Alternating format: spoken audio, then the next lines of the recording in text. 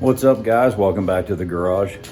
If you've been following along with my channel a little bit, you know that I just got these trick flow heads, put them on my 360. I plan on taking it to the track. It's kind of going to be like a A/B test here of what ported stock J heads will do against these trick flows. But I had a request to do a street drive with them because the gentleman said over in Sweden they don't really have too many quarter-mile tracks, so he wanted to see how they did on the street. So I'm not going to really talk too much right now. I'm going to do a cold start on them. I'm going to throw the camera in the car, and we're going to go for a little ride. It's a nice day out. It's beginning of September here. If all things work out, I should be going to the track soon with them, so I'll have some ETs, some results of what this swap will do for you.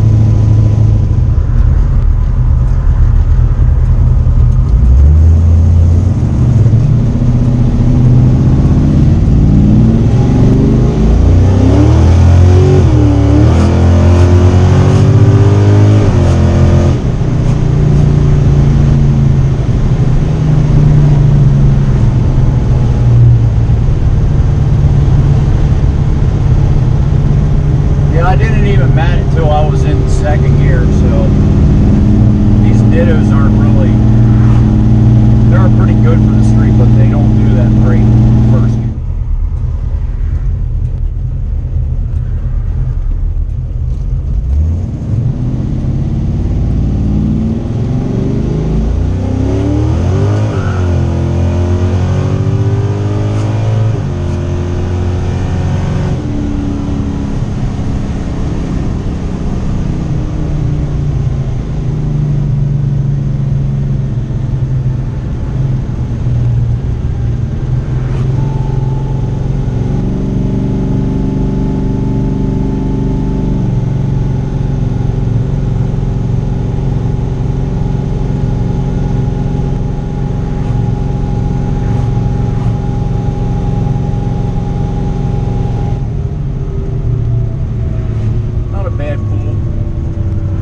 Definitely traction limited though.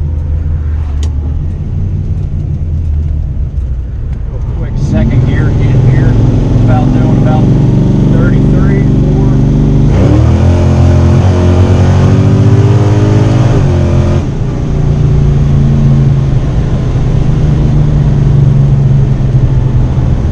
Yeah, she definitely wanted to spin a little bit there in second, even with the drag radials on.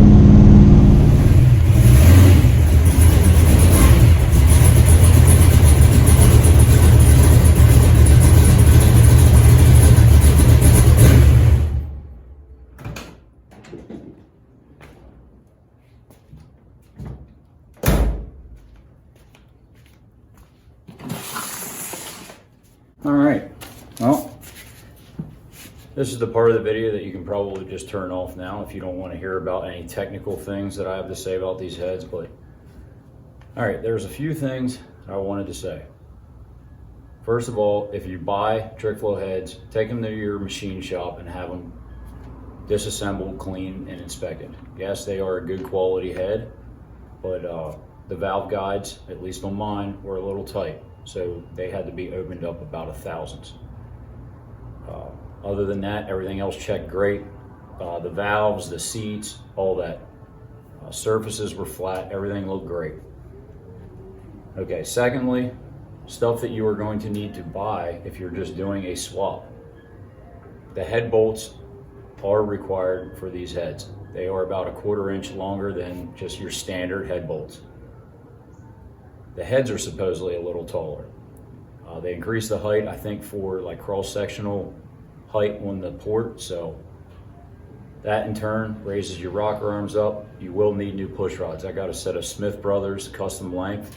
Mine were like 7 3/4 inch, I think is what I measured.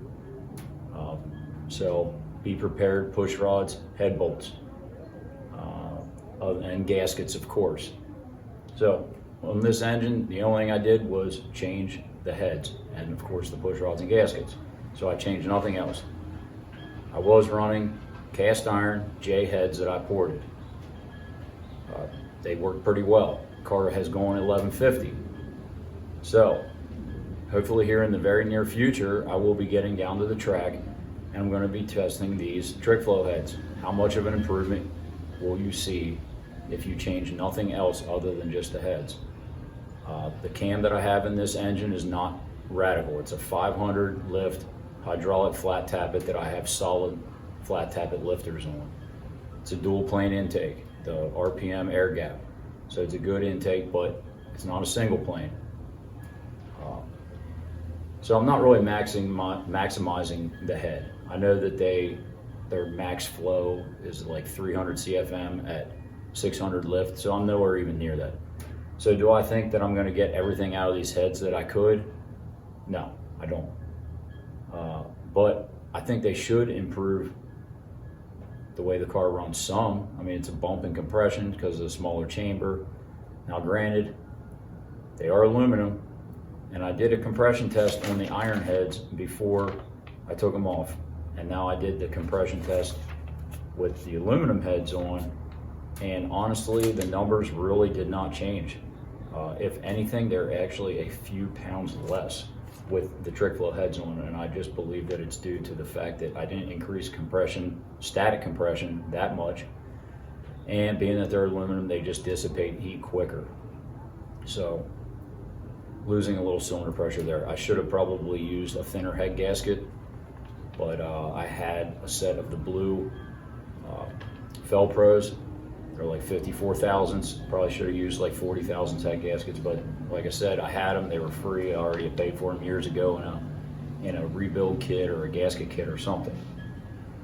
So I know I'm rambling on a lot, and it's really hard to see the pants on the street because the tires spin in first gear. I got Nitto drag radials on in the back, and they do okay, but they're not. It's not like being on a prepped surface. Do I feel like the car feels wildly different? No, it doesn't. Honestly, it kind of about half feels the same, but the time slip will tell the tale. When I get it to the track here shortly, hopefully actually this weekend, the time slip's going to tell the tale. I think that it's going to pull harder in the top end. I think it's going to be on the other end of the track is where it's going to really, they're going to really show their colors that they do flow better. Do I think the 60 foot's really going to be any different? No, I don't think it's going to be.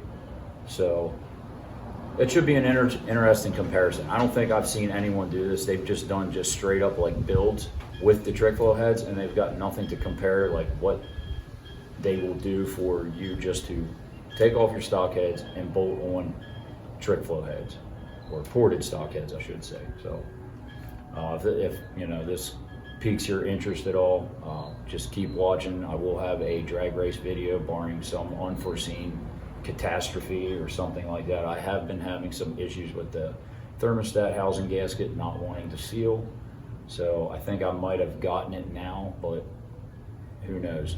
Never had any issue like this before. This thing's just been fighting the crap out of me. So, all right, well, I think I've talked enough. Thanks for watching. If you want to see these heads in action at the track, my next video should be out shortly, hopefully. So, all right, guys, catch you next time.